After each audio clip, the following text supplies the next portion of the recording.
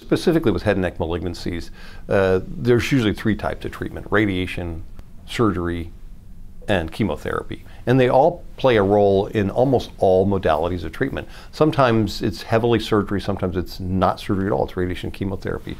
So patients are presented a multidisciplinary tumor board. They frequently have already met these physicians. Their cases are presented in front of 20 specialists, all of which do different types of care. And then opinions are rendered about, this is a good idea, this is an idea. And then the patient's concepts and ideas are also brought into play there. However, the goal of that is to identify best possible care. The value of the multidisciplinary approach is that we have 3 or 4 head and neck cancer surgeons in the room, 3 or 4 radiation oncologists in the room, all of which have a unique experience.